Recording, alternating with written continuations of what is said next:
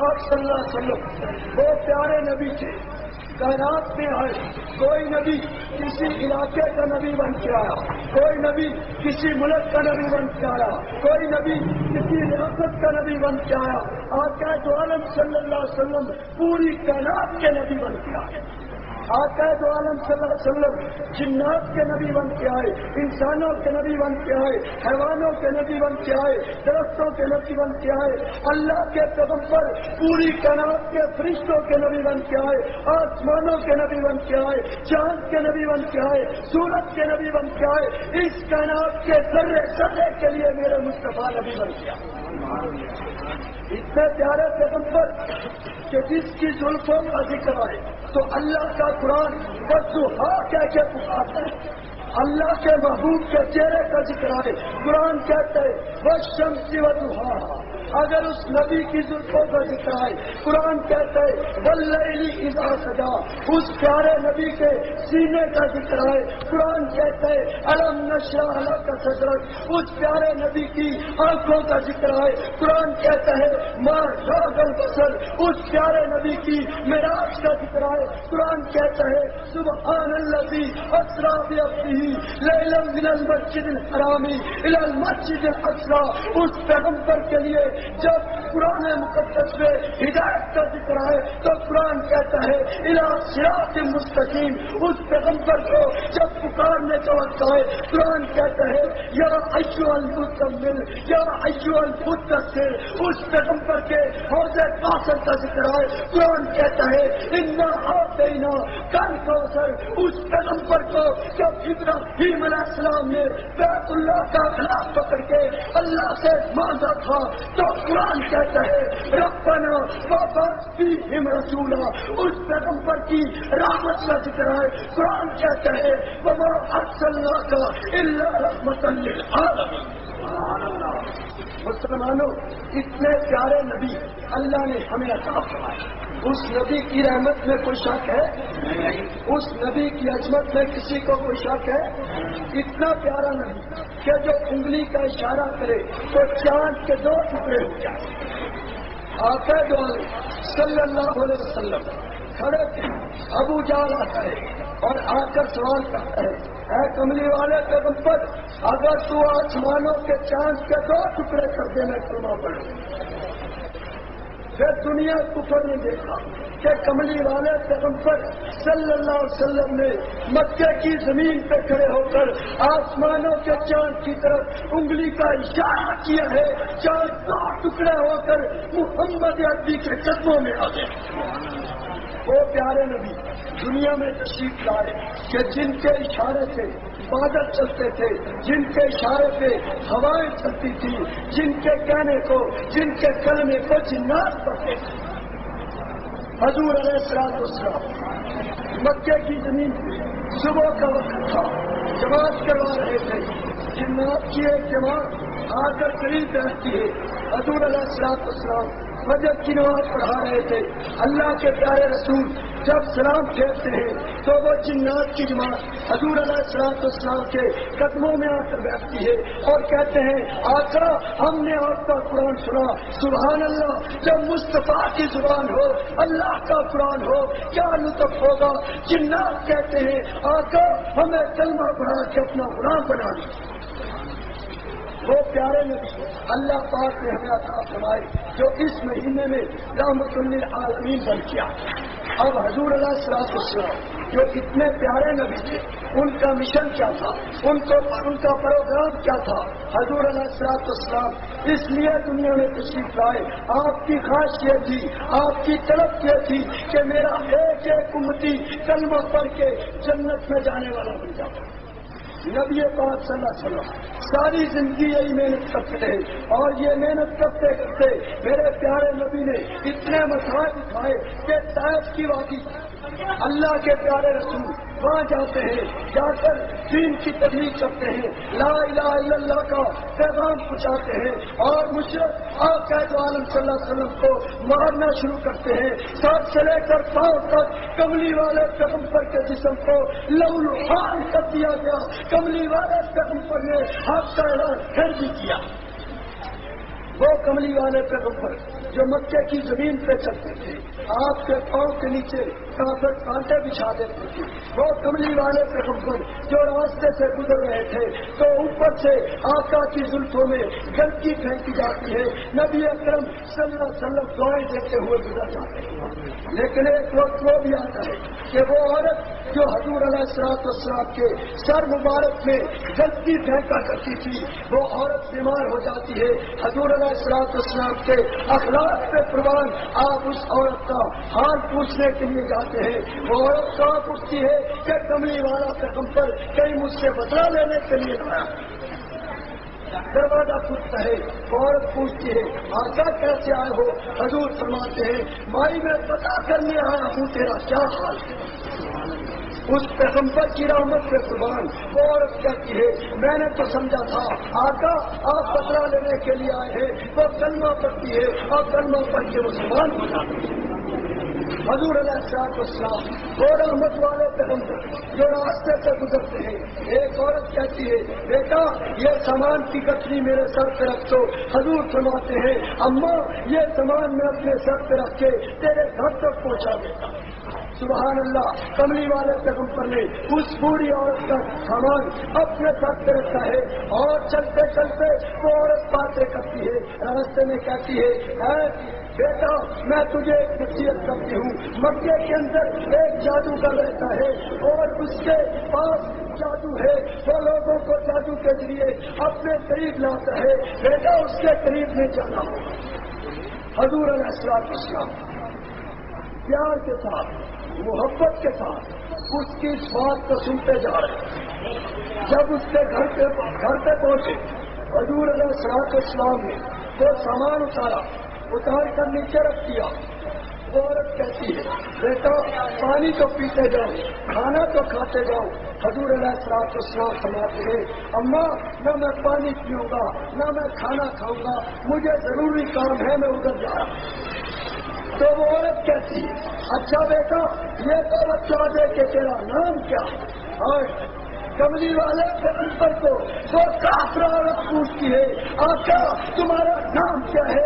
حضور نے مسکرا کر فرمایا اماں میرا نام محمد ہے، جس کا تو جادو کر کہتی آئی ہے، جس کے بارے میں تو وصیتیں کرتی آئی ہے، میں بھائی محمد ہوں۔ عورت چیخ کے دلیل سے گری ہے آقا کے سامنے ہاتھ مار کے پڑیے کہتی آقا مجھے پتا نہ تھا تم اتنے بلند انسان ہو، مجھے کلمہ پڑھا کے مسلمان۔ میرے واجب الاسلام بزرگوں، حضور علیہ السلام وہ کملی والے پیارے پیغمبر تھے جو پوری کائنات کے لیے رحمت بن کر آئے۔ آپ نے پوری کائنات میں اللہ کے دین کو پھیلایا اور آپ کے ساتھ وہ جماعت تھی جن کو رب العالمین نے رضی اللہ عنہ و رضوا عنہ کا خطاب دیا ہے کہ وہ لوگ اب خود بتلائے کہ آپ کے پیر کے پاس اگر کوئی آدمی بیٹھتا ہے تو اس کا مرید کہتا ہے کہ یہ آدمی بڑا خوش نصیب ہے جو میرے پیر کے دامن کے ساتھ ہے۔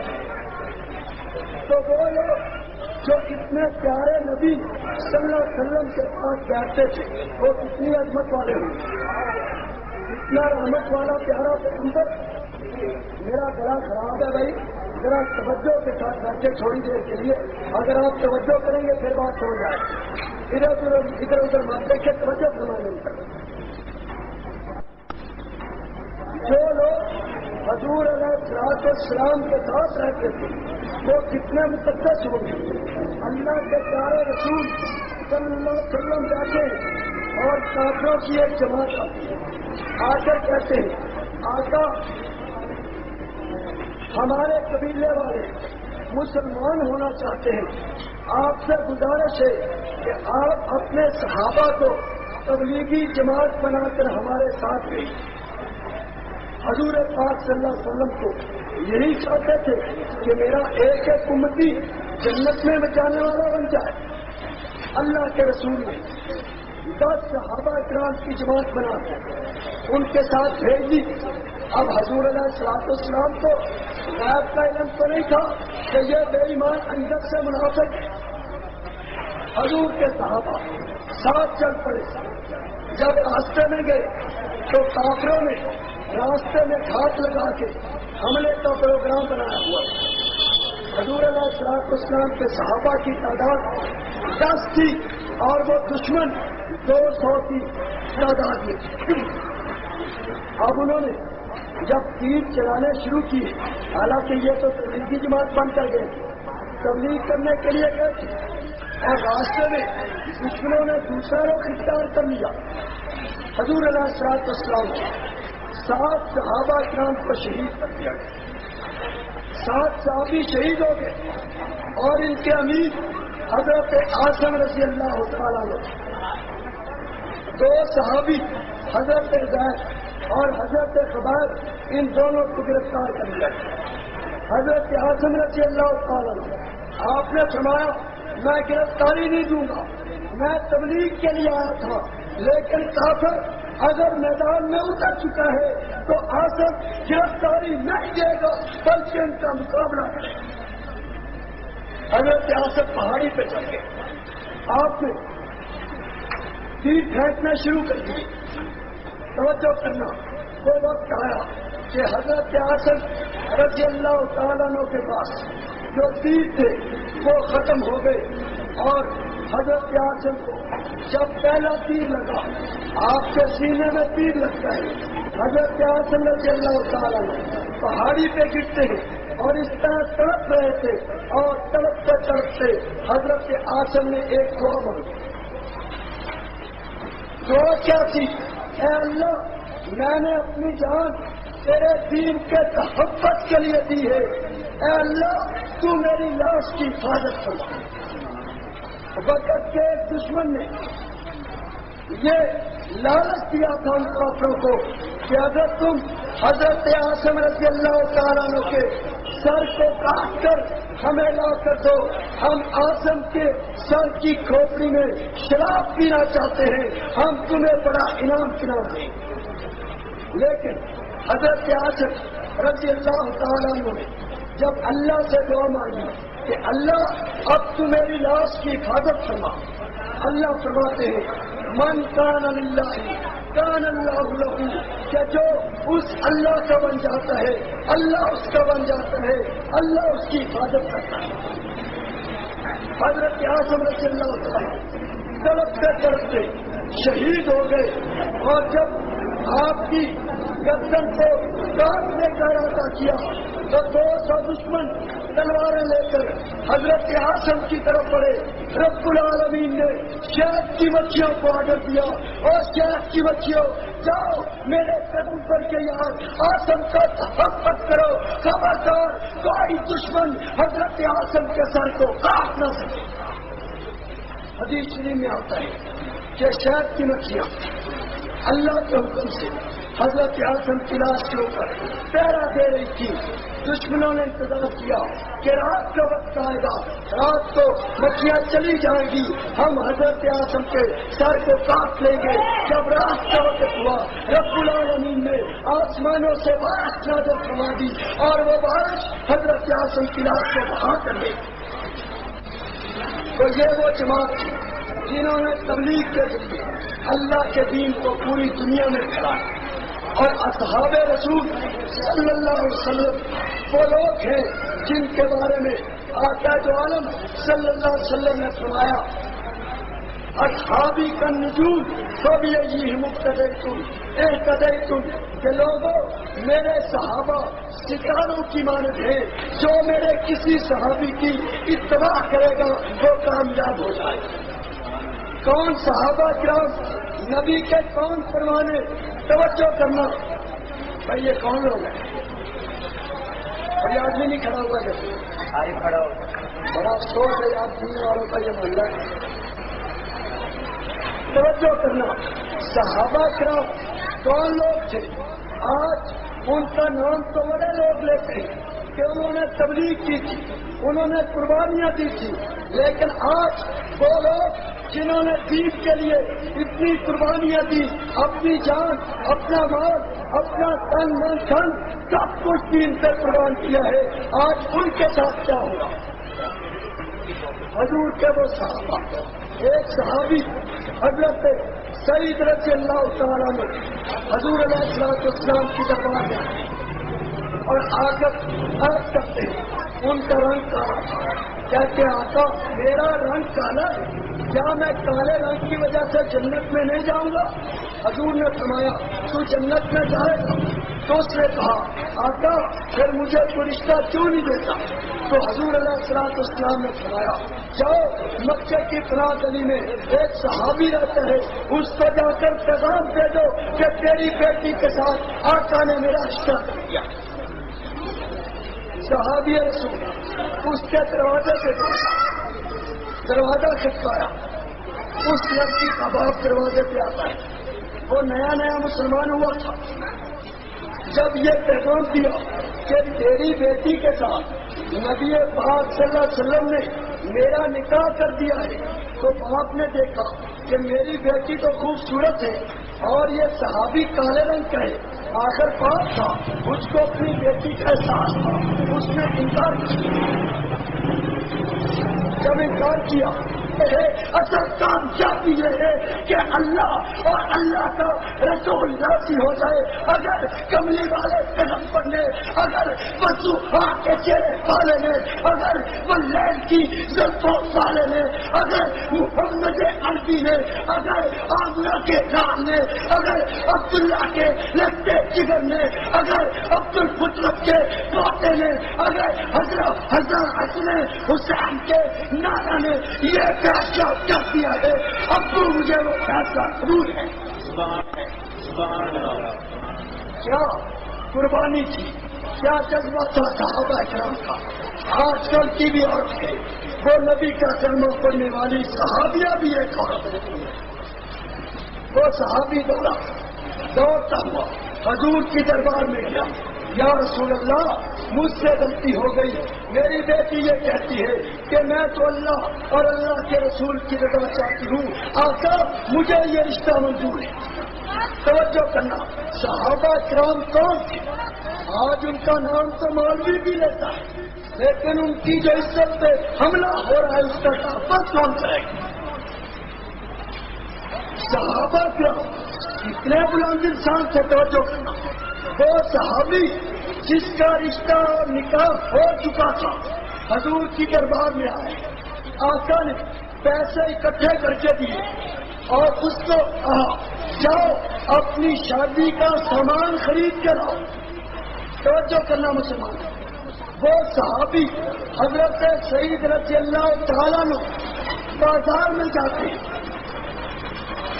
جا کر شادی کا سامان خریدنے کا ارادہ کیا تو اچانک اس کے کانوں میں آواز آئی جاہدوا فی سبیل اللہ. اور مسلمانوں کلمہ پڑھنے والوں، مدینے پہ کافر حملہ کرنا چاہتے ہیں اور قرآن کی آیت اتر چکی ہے جاہدوا فی سبیل اللہ، اللہ کے راستے میں نکل جاؤ. صحابی رسول شادی کا سامان خریدنے آیا، انہی پیسوں سے ایک گھوڑا خریدا، ایک تلوار خریدی، ایک زرہ خریدی، گھوڑے پہ سوار ہوا، سیدھا میدان جنگ کی طرف چلا اور چہرے پہ نقاب لے لیا کہ کہیں حضور علیہ السلام مجھے پہچان نہ ہے، مجھے واپس نہ کر دے. اور توجہ تو کرو مسلمانوں، وہ کتنے مقدس لوگ تھے، وہ کتنے پیارے لوگ تھے. آج ہم اپنا عمل بھی دیکھیں، مولوی اپنا عمل دیکھے، خطیب اپنا عمل دیکھے، تبلیغ کرنے والا اپنا عمل دیکھے، سننے والا اپنا عمل دیکھے، ڈاکٹر اپنا عمل دیکھے، تاجر اپنا عمل دیکھے اور ادھر رسول اللہ کے صحابہ کا عمل دیکھے. وہ کیسے مقدس لوگ ہیں؟ صحابی رسول جنگ میں گئے، سیدنا صدیق اکبر رضی اللہ تعالیٰ دوڑے دوڑے آتے ہیں. آقا یہ کوئی جاسوس لگتا ہے، اس نے اپنے چہرے پہ نقاب لیا ہوا ہے. آقا یہ کون ہے؟ حضور علیہ السلام اس حضرت سعید کے بازوؤں کو دیکھ کر پہچان چکے تھے کہ یہ میرا یار سعید ہے. حضور نے کہا ابو بکر خاموش ہو جائیے، تم نہیں جانتے یہ کتنا مقدس انسان ہے. حضرت سعید جنگ کرتے لڑتے لڑتے شہید ہو گئے۔ شہادت کے بعد حضور علیہ السلام نے حضرت سعید کی لاش کو اپنے پاس بلوایا کہ لاؤ لاش کو۔ حضرت سعید کی لاش حضور علیہ السلام کے سامنے لائی گئی۔ آقا یوں بیٹھے تھے اور حضور نے حضرت سعید کے سر کو اٹھایا، اپنی جھولی میں رکھ دیا اور رسول اللہ کی آنکھوں میں آنسو تھے۔ حضور زاروں قطار ہو رہے تھے۔ اچانک اللہ کے پیارے محبوب نے مسکرانا شروع کیا اور اپنا چہرہ پھیر دیا۔ صحابہ کرام نے سوال کیا، یا رسول اللہ صلی اللہ علیہ وسلم، تھوڑی دیر پہلے آپ حضرت سعید کے چہرے کو دیکھ رہے تھے، اس کے خون کو دیکھ رہے تھے، اس کی آنکھوں کو دیکھ رہے تھے اور زاروں قطار رو رہے تھے، اور اچانک آپ نے اپنا چہرہ پھیرا ہے اور آقا آپ نے مسکرانا شروع کر دیا۔ توجہ فرمائے، حضور علیہ السلام نے فرمایا کہ اے صحابہ کرام، سعید اتنا مقدس انسان تھا کہ جب میں نے اس کے گلے پہ لگے ہوئے تلوار کے نشان دیکھے، جب میں نے اپنے یار سعید کا کٹا ہوا ساتھ دیکھا تو میں سعید کی جدائی برداشت نہ کر سکا، محمد بھی روئے بغیر نہ رہ سکا۔ آقا پھر آپ نے ہنسنا کیوں شروع کیا؟ حضور فرماتے ہیں اچانک میں نے دیکھا کہ جنت کی حوریں ان کے پاؤں میں باغیں بیٹھی اور وہ میرے سعید کے استقبال کے لیے داڑھی ہوئی آ رہی تھی۔ وہ صحابہ کا کہ جنت کی حوریں جن کا استقبال کریں، جنہوں نے اپنی شادیاں دین پہ لٹا دی، جنہوں نے اپنی جین، اپنی جان، اپنی دولت دین کے اوپر صرف کر دی۔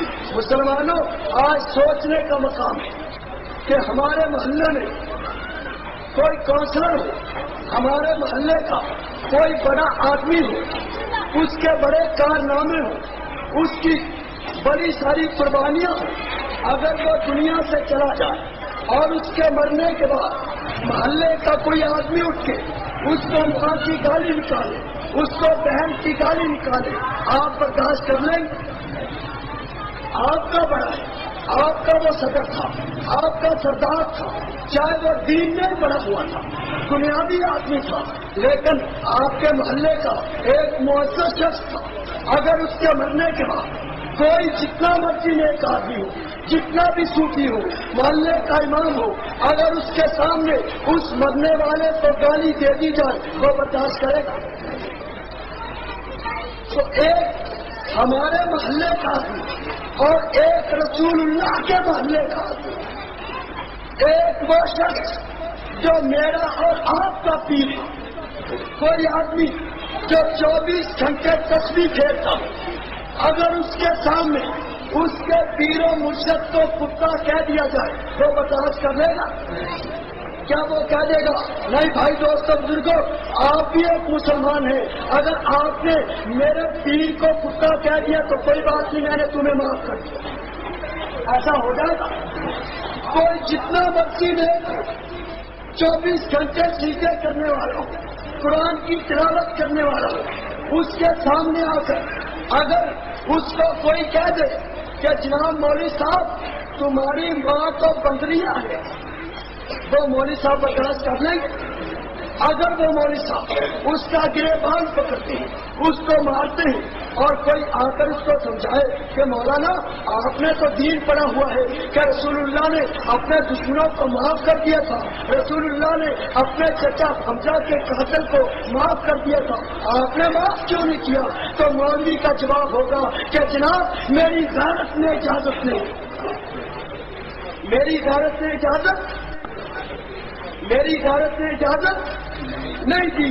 مسلمانوں، سپاہ صحابہ کا نام لوگوں کو طرح بھی لگتا ہے کہ یہ جماعت کے نوجوان سٹیجوں پہ گرجتے ہیں، چیختے ہیں، ان کو کیا تکلیف ہے، لیکن ہائے کاش کوئی میرا بزرگ میرے پاس آ جاتا، کوئی میرا بزرگ سپاہی صحابہ کے کسی کارکن کے پاس جاتا، اس کو جا کر پوچھتا اور تجھے کیا تکلیف ہے، تو جیل میں کیوں جاتا ہے، تو مار روڈ پہ کیوں آتا ہے، تو اپنی طاقت کیوں صرف کرتا ہے، تو گلی گلی میں جا کر تبلیغ کیوں کرتا ہے، تجھے دکھ کیا ہے؟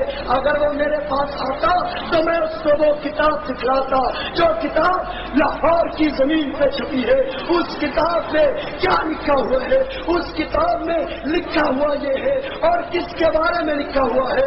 آئے مسلمانوں، توجہ کرنا، اپنے سینے پہ ہاتھ رکھنا، وہ عورت جو محمد عربی کی بیوی ہے، توجہ کرنا، قرآن کہتا ہے فَأَزْوَاجُهُ أُمَّهَاتُهُمْ کہ نبی کی بیوی پوری امت کی ماں ہے۔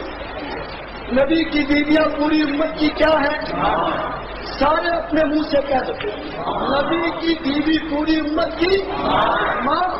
اب توجہ کرنا، اگر میری ماں کو کوئی گالی دے میں برداشت نہیں کرتا، مولوی میں اپنے گھر میں اگر پیر کی ماں کو کوئی گالی دے وہ برداشت نہیں کرتا، کسی وزیر کی ماں کو کوئی گالی دے وہ برداشت نہیں کرتا، لیکن آج لاہور کی زمین پہ وہ کتاب چھپ چکی ہے، میرے پاس وہ کتاب موجود ہے جس کتاب میں سنیوں سے سوال کیا گیا ہے اور محمد کا کلمہ پڑھنے والوں بتلاؤ کہ عائشہ عورت تھی یا بادی؟ توجہ کرو، میری بات کو سنو۔ امی عائشہ کون عورت تھی جس کے بستر پہ اللہ کا قرآن نازل ہوتا؟ امی عائشہ کون عورت تھی؟ وہ عورت کے حضور فرمایا کرتے تھے ایسا پیالے سے جہاں منہ لگا کے تو نے پانی پیا ہے وہاں سے محمد پانی پیے گا۔ ایسا کون عورت تھی اور جو کھانا پلا کے کھانا پکا کے کملی والے پیغمبر کو کھلایا کرتی تھی؟ وہ عائشہ جو پوری امت کی ماں ہے، وہ عائشہ جس کے حجرے میں آج کملی والے پیغمبر سوئے